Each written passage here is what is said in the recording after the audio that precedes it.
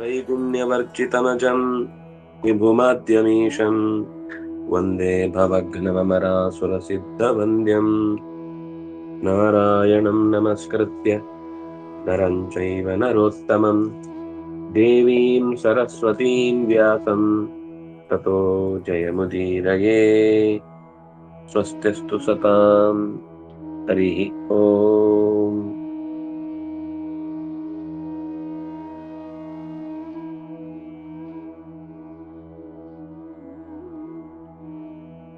ಭಾಷ್ಯದ ಮಾತಿನಲ್ಲಿ ಕೆಲವು ಅಂಶಗಳನ್ನು ನಾವು ಹಿಂದೆ ಗಮನಿಸಿದ್ವಿ. ಕೆಲಸ ಮಾಡುವವನಿಗೂ ಅಂದ್ರೆ ಕರ್ಮಯೋಗದಲ್ಲಿರುವವನಿಗೂ ಕೂಡ ಕೇಳಿಸಿಕೊಂಡು ಅರಿತುಕೊಂಡು ಅನುಸಂಧಾನ ಮಾಡಿ ಭಗವಂತನನ್ನ ಶಾಸ್ತ್ರಾನುಸಾರ ಕಾಣ್ತಾನೆ. ಹಾಗೇನೆ ಕೇಳುಗನಾದವನು ತಿಳಿದು ಧ್ಯಾನಿಸಿ ಭಗವಂತನನ್ನ ಕಾಣ್ತಾನೆ. ಜ್ಞಾನಿಯಾದವನು ಧ್ಯಾತ್ವಾ ಪಶ್ಯತಿ, ಧ್ಯಾನ ಮಾಡಿ ಕಾಣ್ತಾನೆ. ಅಂದ್ರೆ ಕೊನೆಗೆ ಜ್ಞಾನ ಅನ್ನೋದು ಅನ್ಯಥಾ ತಚ್ಚ ದೃಷ್ಟಿರ್ಹಿ ಕಥಂಚಿತ್ ನೋಪಜಾಯತೆ. ಅವನ ಅರಿವು ಇಲ್ಲದೆ ಹೋದ್ರೆ ಎಂದಿಗೂ ಕೂಡ ಅವನ ದರ್ಶನ ಆಗುವುದು ಸಾಧ್ಯವಿಲ್ಲ. ಅರಿವು ಕೇಳುವುದರಿಂದ ಬರ್ಬೋದು, ಓದುವುದರಿಂದ ಬರ್ಬೋದು, ವ್ಯಾಖ್ಯಾನಿಸುವುದರಿಂದ ಬರ್ಬೋದು, ನಿರಂತರ ಅದರ ಬಗ್ಗೆನೇ ಮನನ ಮಾಡುವುದರಿಂದ ಬರ್ಬೋದು. ಇದೆಲ್ಲ ಹಿಂದೆ ನಿರೂಪಣೆ ಮಾಡಿದ್ರು. ಈಗ ಆಚಾರ್ಯರ ತಾತ್ಪರ್ಯದ ಮಾತನ್ನು ನಾವು ನೋಡುವಂಥದ್ದು. ಅದರಲ್ಲಿ ಮೊದಲ 4 ಸಾಲು ಆಗಿದೆ. ಪಶ್ಯಂತಿ ಬಹಿರಂತಶ್ಚ ವಿಷ್ಣುಂ ಧ್ಯಾನಂ ರತೇಪಿತು. ಅಲ್ಲೇ ಅದೇ ಸಾಲಿನಲ್ಲಿ ಕ್ಲೀನ್ ಆಗಿದೆ.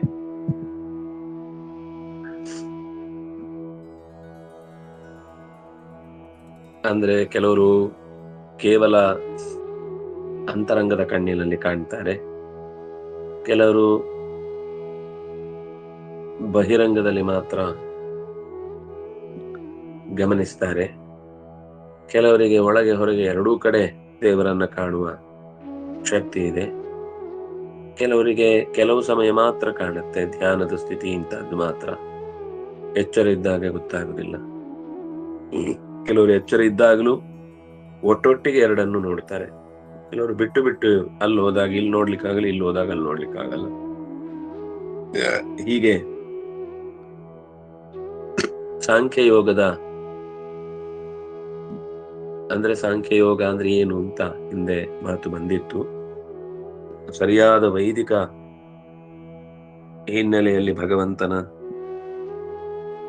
ತತ್ವಜ್ಞಾನ ಏನಿದೆ ಅದು ಶುದ್ಧ ಆತ್ಮ ತತ್ವ ವಿಜ್ಞಾನ ಆಗಿರುತ್ತೆ ಅಂತ ಹೇಳಿದ್ರು. ಅಂದ್ರೆ ಮುಖ್ಯವಾಗಿ ಸ್ಯಾದೇವ ಸಾಂಖ್ಯಯೋಗಾಃ ತದ್ದೇವ ಬ್ರಹ್ಮ ಅಧಿಕೋ ಅತ್ರ. ಈ ದೇವತೆಗಳೆಲ್ಲ ಸಾಮಾನ್ಯ ಸಾಂಖ್ಯಯೋಗಿಗಳೇ, ಅದರಲ್ಲಿ ಚತುರ್ಮುಖ ಬ್ರಹ್ಮ ಅತ್ಯಂತ ಹಿರಿಯನು ಅನ್ನಿಸಿಕೊಳ್ತಾನೆ. ಕೇಚಿತ್ತು ಕ್ಷತ್ರಿಯವರಾಹ, ಇನ್ನು ಕೆಲವರು ಚಕ್ರವರ್ತಿಗಳಿರ್ತಾರೆ. ಅಶ್ವಮೇಧಾದಿ ಕರ್ಮಭಿಹಿ, ಅಶ್ವಮೇಧ ಮೊದಲಾದ ಕರ್ಮಗಳನ್ನ ಮಾಡಿದವರು. ಯಜಂತೋ ಭಕ್ತಿಮಂತಶ್ಚ ಯಜ್ಞ ಭಾಗಾರ್ಥಮಾಗತಂ ಶ್ರವಣ ಪ್ರತಿಭಾಭಾಭ್ಯಾಂ ಸ್ಮರಂತ ಪುರುಷೋತ್ತಮಂ.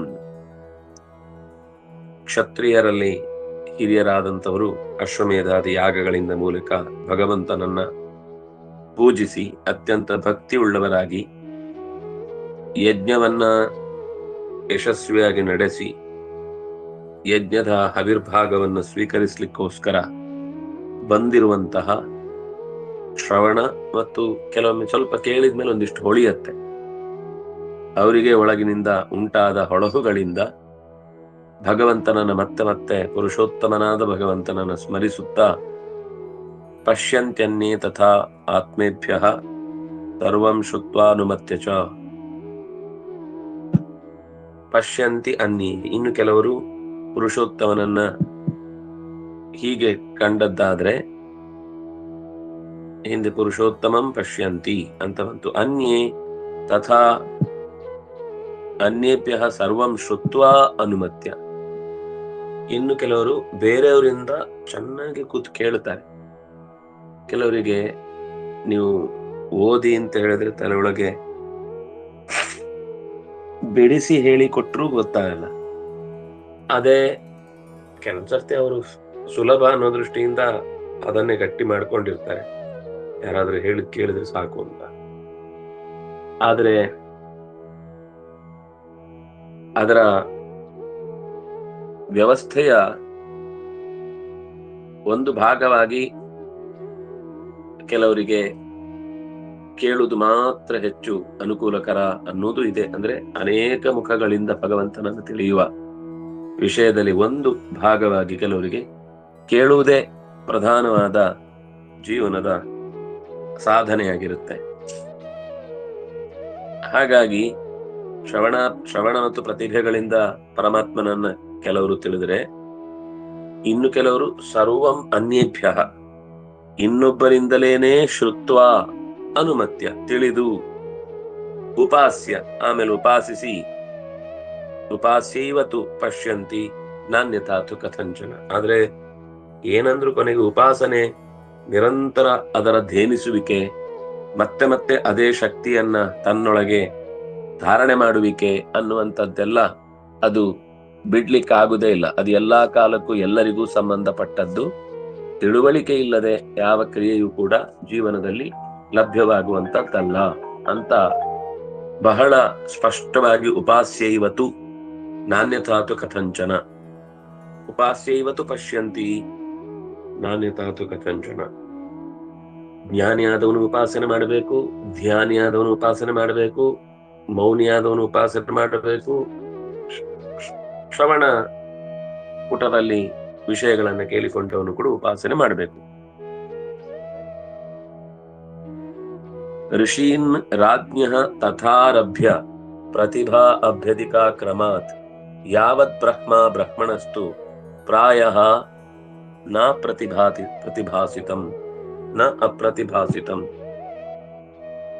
ಋಷಿಗಳು, ರಾಜರು ಇಲ್ಲಿಂದ ಆರಂಭಿಸಿ ಅದರಲ್ಲಿ ಅತ್ಯಂತ ಅಧಿಕವಾದ ಪ್ರತಿಭೆ ಬ್ರಹ್ಮದೇವರದ್ದು. ಇನ್ನು ಬ್ರಹ್ಮದೇವರಿಗೆ ಪ್ರತಿಭೆ ಅಂದ್ರೆ ಆಗ ಹೊಳೆಯುವುದು ಅಂತನಲ್ಲ, ನಾ ಅಪ್ರತಿಭಾಸಿತಂ.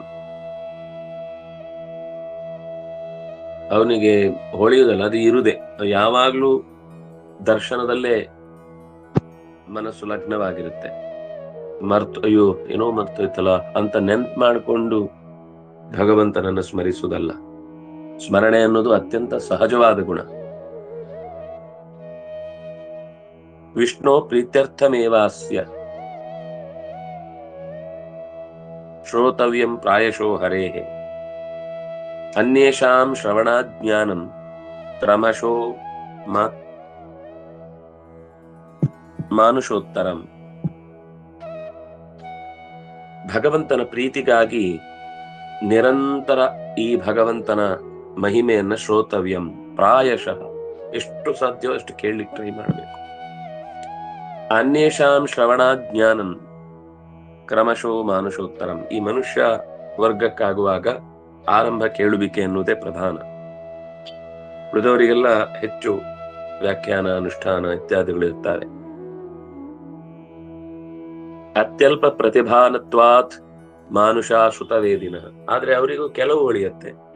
ಅದರ ಅತ್ಯಲ್ಪ ಶ್ರುತಭಾನತ್ವಾತ್, ಅವರಿಗೆ ಕೇಳಿದ್ದರ ವಿಷಯದಲ್ಲಿ ಒಳಗಿನಿಂದ ಹೊಳೆದು ಆ ಗ್ರಂಥದ ಬಗ್ಗೆ ಗಾಢ ಅಭಿಪ್ರಾಯ ಬರುವುದು ಕಷ್ಟ. ಆದ್ರೆ ಶ್ರುತವೇದಿನ, ಕೇಳಿ ಗೊತ್ತು, ಆಮೇಲೆ ಹೊಳೆಯುತ್ತೆ. ಹೊಳೆದು ಗೊತ್ತಾಗಿ ಆಮೇಲೆ ಹೇಳುದಲ್ಲ, ಹೇಳಿದ್ದನ್ನು ಕೇಳಿ ಕೇಳಿ ಆಲೋಚಿಸಿ ಆಮೇಲೆ ಅದು ಹೊಳೆಯುತ್ತೆ. ಸರ್ವೇತೆ ದರ್ಶನಾತ್ ತಸ್ಮಾತ್ ಸ್ವಯೋಗ್ಯಾತ್ ಮುಕ್ತಿಗಾಮಿನಃ.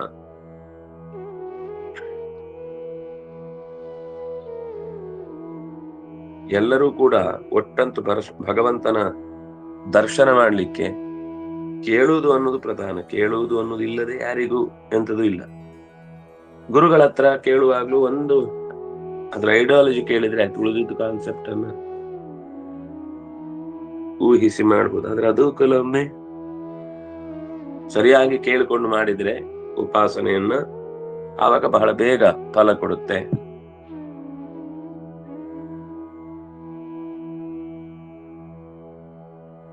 ಎಲ್ಲವೂ ಕೂಡ ಭಗವಂತನ ದರ್ಶನಕ್ಕಾಗಿ ಮೀಸಲು. ಕೇಳುವುದಾಗ್ಬೋದು, ಧ್ಯಾನ ಆಗ್ಬೋದು, ಅನುಷ್ಠಾನ ಆಗ್ಬೋದು, ಶೌಚ ಆಗಿರ್ಬೋದು, ಇಂದ್ರ ನಿಗ್ರಹ ಆಗಿರ್ಬೋದು, ಮನಸ್ಸಿನ ಹಲವು ಬಗೆಯ ಏರಿಳಿತಗಳನ್ನೆಲ್ಲ ದಾಟಿ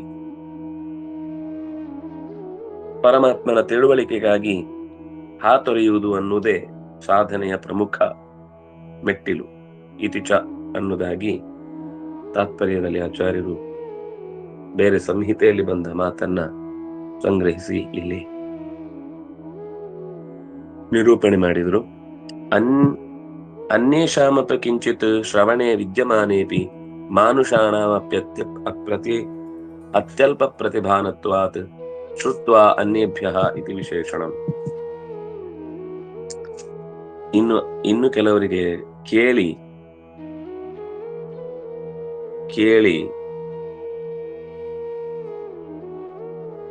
ತುಂಬಾ ಕಮ್ಮಿ ಹೊಳೆಯುವುದು ಅನ್ನೋದು ಬಂದದ್ದನ್ನೇ ಇಲ್ಲಿ ಶ್ರುತ್ವಾನ್ಯೇಭ್ಯ ಉಪಾಸತೆ ಅಂತ,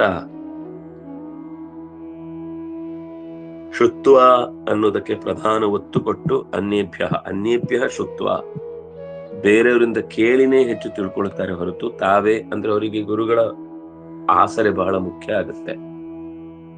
ಏನೋ ಅರ್ಧಮರ್ಧ ತಿಳ್ಕೊಂಡು ಇನ್ನರ್ಧ ಊಹಿಸಿ ಅದು ಇನ್ನಷ್ಟು ಅನರ್ಥವಾಗಿ, ಕೆಲವೊಂದ್ಸರ್ತಿ ನಮ್ಗೆ ಅದು ಅನರ್ಥ ಆಗ್ತಾ ಇದೆ ಅಂದ್ರೆ ಅವ್ರು ಹೇಳಿದ್ದನ್ನ ಕೇಳ್ಕೊಂಡು ಮುಂದೆ ಹೋದ್ರೆ ಬಚಾವಾಗ್ತೀವಿ, ಇಲ್ಲ ಅಂದ್ರೆ ಎಲ್ಲಿಗೋ ಕರ್ಕೊಂಡು ಹೋಗುತ್ತೆ. ಪ್ರತಿಭಾ ಅನ್ನೋದು ಶಾಸ್ತ್ರದ ದೃಷ್ಟಿಗೆ ಅನುಗುಣವಾಗಿದ್ರೆ ಅದು ಬೆಳಕು, ಶಾಸ್ತ್ರದ ದೃಷ್ಟಿಗೆ ಹೊಂದಿಕೆ ಆಗ್ಲಿಲ್ಲ ಅಂದ್ರೆ ಅದು ಬಹಳ ಗಾಢವಾದ ನೋವನ್ನ ನೀಡುವಂಥದ್ದು. ಮನುಷ್ಯಾಣಾಂ ಪ್ರತಿಭಾ ಮೂಲ ಪ್ರಮಾಣಾಪೇಕ್ಷಾ ಪ್ರಾಯಃ ನ ಸಮ್ಯಕ್ ಉಪಾಸತೆ ಇತಿ. ಆದ್ರೂ ಒಂದು ಅಂಶದಲ್ಲಿ ನಮಗೆ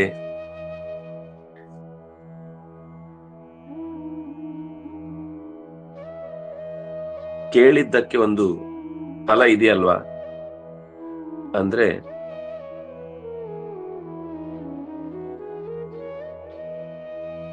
ಅವರು ಎಲ್ಲಿಂದ ಅಂತ ಕೇಳಲ್ಲ, ಕೇಳಿದ್ದನ್ನ ಬಲವಾಗಿ ನಂಬ್ತಾರೆ. ಮನುಷ್ಯಾಣ ಪ್ರತಿಭಾ ಮೂಲ ಪ್ರಮಾಣಾಪೇಕ್ಷಾ ಪ್ರಾಯಃ ನ ಸಮ್ಯಕ್ ಉತ್ಪದ್ಯತೆ ಚೇತಿ. ಎಷ್ಟೋ ಸರ್ತಿ ಮೂಲದಲ್ಲಿ ಏನಿದೆ ಅಂತ ಗೊತ್ತಿಲ್ಲದೇನೆ ಎಲ್ಲರೂ ಒಂದೇನೋ ಕಾನ್ಸೆಪ್ಟ್ ಬಂತು ಅಂತ ಉಪಾಸನೆ ಮಾಡ್ತಾ ಇರ್ತಾರೆ. ಅದು ಒಂದ್ ಕಡೆಗೆ ಸ್ಟ್ರಕ್ ಆಗುತ್ತೆ, ಹೊಡೆದು ನಿಲ್ಸುತ್ತೆ. ಆವಾಗ ಅದರ ವ್ಯವಸ್ಥೆಯನ್ನ ನಾವು ಹೇಗೆ ಸರಿಪಡಿಸುವುದು ಅನ್ನೋದು ದೊಡ್ಡ ಪ್ರಶ್ನೆಯಾಗಿ ಉಳಿಯುತ್ತೆ. ಅಂಥವರ ಒಂದು ಬದುಕಿನ ಚರ್ಯೆಯನ್ನು ಕೃಷ್ಣ ಒಂದೇ ಶಬ್ದದಲ್ಲಿ ಶ್ರುತಿ ಪರಾಯಣ, ನಿರಂತರ ಕೇಳ್ತಿರ್ತಾರೆ, ಕೇಳಿ ಭಗವಂತನ ಕಡೆಗೆ ವಾಲ್ತಿರ್ತಾರೆ. ಆದ್ರೆ ಅದು ಬಿಟ್ಟು ದಾರಿ ಬೇರೆ ಇಲ್ಲ, ಕೇಳುವುದೊಂದು ಪ್ರಧಾನ ದಾರಿ. ಅದಕ್ಕೆ ಉಪನಿಷತ್ತು ಶ್ರವಣೇಂದ್ರಿಯ ಪರಮೋಪನಿಷತ್ತು, ಪರಮ ಸಂಪತ್ತು ಅಂತ ಹೇಳ್ತಾರೆ. ಪುಸ್ತಕದಲ್ಲಿ ಇದ್ರೂ ಕೂಡ ಯಾರೋ ಒಬ್ಬರು ಅದನ್ನ ಬಿಡಿಸಿ ಹೇಳದೇ ಇದ್ರೆ ಅದ್ರ ಅಸ್ಪಷ್ಟ. ಅದು ಏನೋ ಶ್ಲೋಕ ಇದೆ ಮತ್ತದು ಹೃದಯಕ್ಕೆ ಮುಟ್ಲಿಕ್ಕೆ ಕಷ್ಟ. ಯಾರಾದ್ರೂ ಒಬ್ರು ಅದನ್ನು ಬಿಡಿಸಿ ಹೇಳಿದಾಗ ಮಾತ್ರ ಅದು ಧಾರಣೆ ಆಗುತ್ತೆ. ಕೆಲವರು ಹೇಳಿದಾಗ ಬೇಗ ಧಾರಣೆ ಆಗುತ್ತೆ, ಕೆಲವರು ಹೇಳಿದ್ರೆ ಬೇಗ ಮರೆತು ಹೋಗುತ್ತೆ, ಏನು ಹೇಳಿದ್ರು ಅಂತಾನೆ ಅರ್ಥ ಆಗಲ್ಲ. ಹಾಗಾಗಿ ಕೇಳುವವನ ಮನಸ್ಥಿತಿ ಮತ್ತು ಹೇಳುವವನ ಧಾರಣೆಯ ಕ್ರಮ ಅದು ಹೇಗಿದೆ ಅನ್ನೋದನ್ನ ಗಮನಿಸಿ ಶ್ರುತಿ ಪರಾಯಣತ್ವ ಅನ್ನೋದು ಸರಿ ಹೋಗುತ್ತೆ. ಏನು ಆಗದಿಂದ ಪ್ರತಿಭಾ ಅಥವಾ ಏನೋ ಒಂದು ಹೊಳೆಯುವುದು ಅಂತ ನಾವು ಪ್ರಯೋಗ ಮಾಡ್ತಾ ಇದ್ದೀವಲ್ಲ, ಈ ಹೊಳೆಯುವುದು ಅಂದ್ರೆ ಅಂತದ್ದು ಜಾಸ್ತಿ ಇದ್ದಾಗ ಮನುಷ್ಯನಿಗೆ ಎಲ್ಲೋ ಪ್ರಾಯ ಅಪರೂಪಕ್ಕೊಂದೊಂದು ಹೊಳೆಯುತ್ತೆ. ಬ್ರಹ್ಮಾದಿ ದೇವತೆಗಳಿಗೆಲ್ಲ ಅದು ಹೊಳೆದೇ ಇರುತ್ತೆ ಯಾವಾಗ್ಲೂ ಅನ್ನೋ ತರದ ಮಾತು ಬಂತು. ಅದಕ್ಕೆ ಸಂಬಂಧಪಟ್ಟಂತೆ ಲೋಕದಲ್ಲಿ ಕೆಲವೊಂದ್ ಸರ್ತಿ ಕೆಲವರಿಗೆ ಬಹಳ ಬೇಗ ಅನೇಕ ವಿಷಯಗಳ ಬಗ್ಗೆ ಚೆನ್ನಾಗಿ ಸಂಗ್ರಹಿಸಿಡುವ ತಾಕತ್ತಿರುತ್ತೆ. ಯಾರು ಅಂಥವರು? ಅಶ್ರುತ ಪ್ರತಿಭಾಯತ್ತ ಯಸ್ಯ ಶ್ರುತಿ ಸ್ಮೃತ್ಯ ವಿರೋಧಿನಿ ವಿಸೃತ ಋಷಿ ಜಾತಂಚತೆ ವಿದ್ಯಾದ್ದೇವ ಸತ್ತಮಂ ತಂ ವಿದ್ಯಾದ್ದೇವ ಸತ್ತಮಂ. ಬಹಳ ಜನ ಇದನ್ನು ಕೋಟ್ ಮಾಡ್ತಾರೆ. ಯಾರೂ ಕೇಳರಿಯದ ಅರ್ಥಗಳನ್ನ ಅವರಿಗೆ ಒಳಗೆ ಹೊಳೆದದ್ದನ್ನ ಹೇಳ್ತಾರೆ. ಆದ್ರೆ ಶ್ರುತಿ ಸ್ಮೃತ್ಯ ವಿರೋಧಿನಿ, ಅವ್ರಿಗೇನು ಹೊಳೆಯುತ್ತೋ ಅದು ಶ್ರುತಿಗೆ ಸ್ಮೃತಿಗೆ ವಿರುದ್ಧವಾಗಿ ಇರುವುದಿಲ್ಲ. ಅವ್ರು ಹೇಳಿದ ವೇದದಲ್ಲಿ ಇರುತ್ತೆ. ಓಹ್, ಈ ತರದ್ದು ಒಂದು ಯೋಚನೆ ಮಾಡಬಹುದಿತ್ತು ಅಂತ ಆಮೇಲೆ ಎಲ್ರಿಗೂ ಅನ್ಸುತ್ತೆ. ಆಮೇಲೆ ಇದು ಬರೀ ಸುಲಭ. ಅದರದ್ದು ಮೊದಲು ಲೋಕಕ್ಕೆ ಪ್ರಕಟ ಆಗುವ ಸಮಯದಲ್ಲಿ ಉಂಟಾಗುವಂತಹ ಒಳ ಮಿಳಿತಗಳು ಅದು ಅಸಾಧಾರಣವಾದ ಗುಣವನ್ನ ತುಂಬುವಂಥದ್ದು.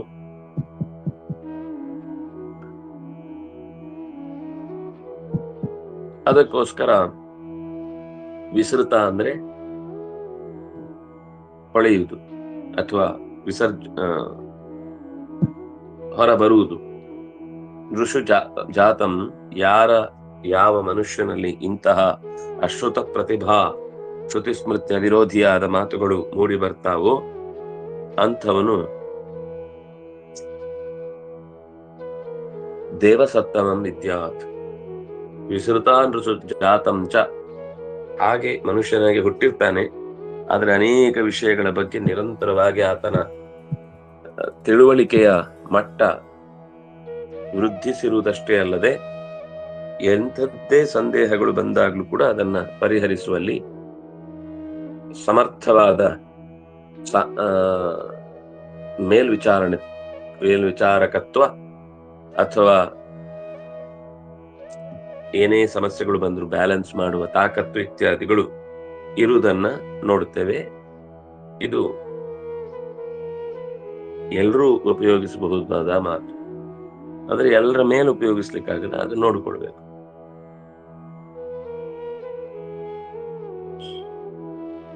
ಸರಿ,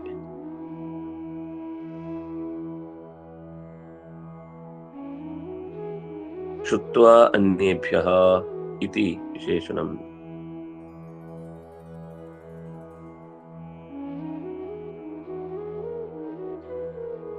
ಯಶ್ಚ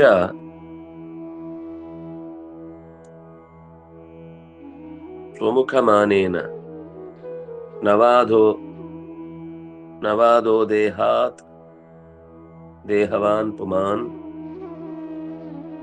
ಅಷ್ಟಮಾನವತಿ ಸ್ತ್ರೀ ಚ ಷಣ್ಣವತ್ಯಂಗಲೋ ಪುನಃ. ಇದೆಲ್ಲ ದೇವ ಸತ್ತಮ ಅಂತ ಹೇಳಿದ್ರಲ್ವಾ. ಒಂದು ಪ್ರಧಾನ ಲಕ್ಷಣ, ಅವನಿಗೆ ಏನಾದ್ರೂ ವಿಶೇಷ ಶಾಸ್ತ್ರದ ಮಾತುಗಳು ಎದುರುಗಡೆ ಪ್ರಕಟವಾದಾಗ ಅದರ ಅರ್ಥ ಕೂಡ್ಲೇ ಅವನ ತಲೆಯಲ್ಲಿ ಅಭಿವ್ಯಕ್ತಿ ಆಗುವಂಥದ್ದು. ಮತ್ತು ಅದು ಒಂದು ದಿವಸಕ್ಕೆ, ಯಾವತ್ತೋ ಒಂದು ದಿವಸಕ್ಕೆ ನಮಗೆ ಹರಾಶಿವ ಅಂತ ಹೊಳೆಯುವಂಥದ್ದಲ್ಲ. ಅದು ನಿರಂತರ ಏನ್ ನೋಡಿದ್ರು ಅದರ ಎಸೆನ್ಸ್ ಅರ್ಥ ಮಾಡಿಕೊಳ್ಳುವ ಒಂದು ತಾಕತ್ತಿರುತ್ತೆ. ಇದು ಅವರ ಬೌದ್ಧಿಕವಾದ ಪ್ರಜ್ಞೆ ನಮಗೆ ತುಂಬಾ ಹತ್ತಿರದಲ್ಲಿದ್ರೆ ಮಾತ್ರ ಕಾಣುತ್ತೆ. ದೂರದಲ್ಲಿದ್ದಾಗ ಇದನ್ನೆಲ್ಲ ಅವರು ಪ್ರಕಟ ಮಾಡುದಿಲ್ಲ. ಎಷ್ಟೋ ಸರ್ತಿ ಗೋವಿಂದಾಚಾರ್ಯರನ್ನ ತಪ್ಪಾಗಿ ಅರ್ಥೈಸಿಕೊಂಡವರಿಗೆ ಅಥವಾ ನಮ್ಮ ವಿಶೇಷತೀರ್ಥ ಗುರುಗಳ ಬಗ್ಗೆ ತಪ್ಪಾಗಿ ಅರ್ಥೈಸಿಕೊಂಡವರಿಗೆ ಅವ್ರ ಹತ್ತಿರದಲ್ಲಿದ್ದಾಗ ಏನು ಅಂತ ಗೊತ್ತಿಲ್ಲ. ಅದರಿಂದಾಗಿ ತಾವೇ ಕಲ್ಪಿಸಿಕೊಂಡು ತಮ್ಮದೇ ಆದ ಭೇಟಿಯೇ ಆಗದೆ ಅವರ ಒಂದು ರೂಪವನ್ನ ರೂಪುಗೊಳಿಸಿರ್ತಾರೆ. ಆದ್ರೆ ಅದು ಪೂರ್ತಿ ಸತ್ಯ ಆಗಿರುವುದಿಲ್ಲ. ಅದು ಹತ್ರ ಇದ್ದು ಅವ್ರ ಜೊತೆ ಓಡಾಡಿ ಅವರ ಮನೋ ವಿಲಾಸ ಏನಿತ್ತು ಅನ್ನೋದನ್ನು ತಿಳಿದಾಗ ಮಾತ್ರ ಗೊತ್ತಾಗುತ್ತೆ. ಇದು ಬಿಟ್ಟು ಇನ್ನೂ 1-2-3 ಅವಕಾಶಗಳಿವೆ ಉತ್ತಮ ವ್ಯಕ್ತಿಯ ಗುರುತು ಹತ್ತಿಸಿಕೊಳ್ಳುವುದಕ್ಕಾಗಿ. ಈ ಮುಖದ ಮಾನ ಇದೆಯಲ್ಲ, ಸ್ವಮುಖ ಮಾನೇನ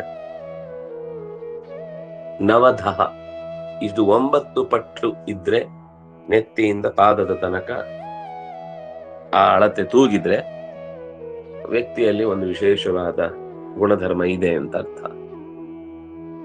ಇದೇ ಮಾನ 8 ಹೆಣ್ಣಿಗೆ ಅದು ಪೂರ್ಣ ಲಕ್ಷಣ ಅಂತ ಲೆಕ್ಕ. 9 ಅದು ಗಂಡಿಗೆ ಪೂರ್ಣ ಲಕ್ಷಣ, 8 ಪಟ್ಟಿದ್ರೆ ಅದು ಹೆಣ್ಣಿಗೆ ಪೂರ್ಣ ಲಕ್ಷಣ. ಇದು ಇರುವ ಲಕ್ಷಣವನ್ನು ಹೇಳಿದ್ವಿ, ಹೀಗ್ ಮಾಡ್ಕೊಳ್ಬೇಕು ಅಂತ ಹೇಳಿದ್ದಲ್ಲ. ಇದು ಇರುವುದು ಹಾಗೆ. ನಾವೇನು ಆಮೇಲೆ 8 ಮಾಡ್ಕೊಳ್ತೀವಿ ಅಂತ ಕಮ್ಮಿ ಮಾಡ್ಲಿಕ್ಕಾಗ್ಲಿ, ಅಥವಾ 9 ಮಾಡ್ಕೋತೀವಿ ಅಂತ ಜಾಸ್ತಿ ಮಾಡ್ಕೊಳ್ಲಿಕ್ಕಾಗ್ಲಿ ಇರುವುದಲ್ಲ ಅದು. ಮತ್ತೆ ಚಿಕ್ಕವರು ಎತ್ತರ ದೊಡ್ಡವರು ಅನ್ನೋದ್ರಿಂದ ಅದು ತೀರ್ಮಾನ ಆಗುದಿಲ್ಲ. ಇದರ ಅಳತೆ ಎಷ್ಟಿದೆ ಅನ್ನೋದರ ಮೇಲೆ ದೇಹ ಮಾನ ಅನ್ನೋದು ನಮಗೆ ಲೆಕ್ಕಕ್ಕೆ ಸಿಗುತ್ತೆ. ಇನ್ನು ಪ್ರಧಾನವಾದದ್ದು ಹೆಣ್ಣಿಗಾಗಲಿ ಗಂಡಿಗಾಗಲಿ ಷಣ್ಣವತ್ಯಂಗುಲ ಮಿತಿ. ಅವನ ಅಂಗುಲದ 96 ಪಟ್ಟು ತಲೆಯಿಂದ ನೆತ್ತಿಯಿಂದ ಪಾದದ ಬುಡದ ತನಕ ಇತ್ತು ಅಂದ್ರೆ ಅದು ಅವನ ಶಾರೀರಿಕ ಪೂರ್ಣತೆಯ ಲಕ್ಷಣವನ್ನ ನಮಗೆ ಅರ್ಥ ಮಾಡಿಕೊಳ್ಳಿಕ್ಕಾಗುತ್ತೆ. ಸಾಂಖ್ಯೇನ ವೇದೋಕ್ತ ಭಗವತ್ ಸ್ವರೂಪ ಜ್ಞಾನೇನ ಎಂದಾಯ್ತು. ಪುನಃ ದಶತಾಲವು ಸಪ್ತಪಾದವು ವಿದ್ಯಾತ್ತೌ ಚ ಸುರೋತ್ತಮವು. ಪಾದ ಗೊತ್ತು, ತಾಲ ಅಂದ್ರೆ ಈ ಭಾಗ, ದಶತಾಲ.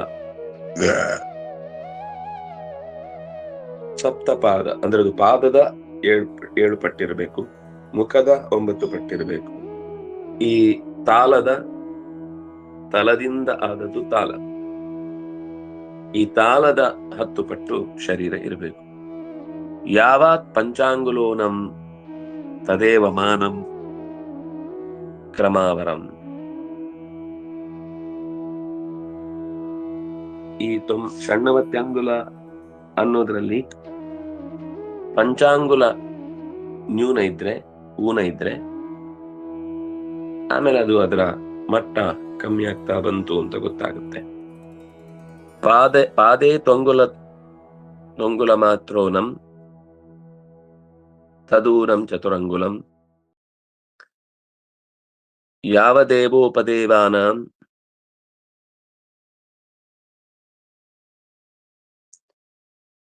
ಪಾದೇ ಚೋನಾಂಗುಲಂ ಪುನಃ. ಇದು ಮತ್ತೆ ಸ್ವಲ್ಪ ಸೂಕ್ಷ್ಮವಾದ ಒಂದೊಂದು ಅಂಗುಲದ ವ್ಯತ್ಯಾಸದಿಂದ ಏನೇನಾಗತ್ತೆ. ಪಂಚಾಂಗುಲ ಊನವಾದ್ರೆ ಕ್ರಮ ಅವರಂ, ಅದಕ್ಕಿಂತ ಕೆಳಗಿನ ವ್ಯಕ್ತಿತ್ವ. ಇದು ಮನುಷ್ಯೋತ್ತಮರಿಗೆ ಸಂಬಂಧಪಟ್ಟಂತ ಹೇಳ್ತಾರೆ. ಪಾದದಲ್ಲಿ 1 ಅಂಗುಲ ಮಾತ್ರ ಊನ, ಅದು ಇಡೀ ದೇಹದಲ್ಲಿ ಒಟ್ಟು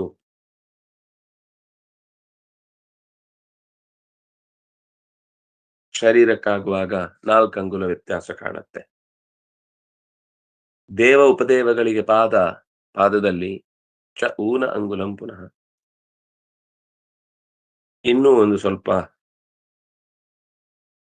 ಕಡಿಮೆ ಬ್ರಹ್ಮಾದಿ ದೇವತೆಗಳಿಗಿಂತ ಇಂದ್ರಾದಿ ದೇವತೆಗಳಿಗಾಗತ್ತೆ ಲಕ್ಷಣ. ತಾವನ್ ಮನುಷ್ಯಮಾನಂ ಸ್ಯಾತ್ ತಥೋಧಸ್ತ ತ್ವಾಸುರಂ ಸ್ಮೃತಂ. ಈ 96 ಅಂಗುಲದಲ್ಲಿ ಇನ್ನು 90ಕ್ಕಿಂತ ಇನ್ನು ಕೆಳಕ್ಕೆ ಇಳಿದು ಬಂತು ಅಂತಂದ್ರೆ ಅದು ಅಸುರ ಶರೀರಕ್ಕೆ ಸಂಬಂಧಪಟ್ಟ ಲಕ್ಷಣವಾಗಿ ಮನುಷ್ಯನನ್ನ ಗುರುತಿಸ್ತಾರೆ ಅಂತ ಇಷ್ಟು ಈ ಪದ್ಯದಲ್ಲಿ ಹೇಳ್ತಾರೆ. ಇದರ ವಿವರಣೆಯನ್ನು ಇನ್ನೊಂದು ಸರ್ತಿ ಚೂರು ಲೆಕ್ಕಾಚಾರ ಹಾಕಿ ನಾಳೆ ನೋಡೋಣ ಅಂತ ಹೇಳ್ತಾ ಶ್ರೀ ಹರಿಪ್ರಿಯತ ಕೃಷ್ಣ. ವಿಷ್ಣು ಪುರಾಣ ಇವತ್ತು ಇರಲ್ಲ, ನಾಳೆ ಇರುತ್ತೆ ವಿಷ್ಣು ಪುರಾಣ. ಶ್ರೀ ಹರಿಪ್ರಿಯತ ಕೃಷ್ಣ.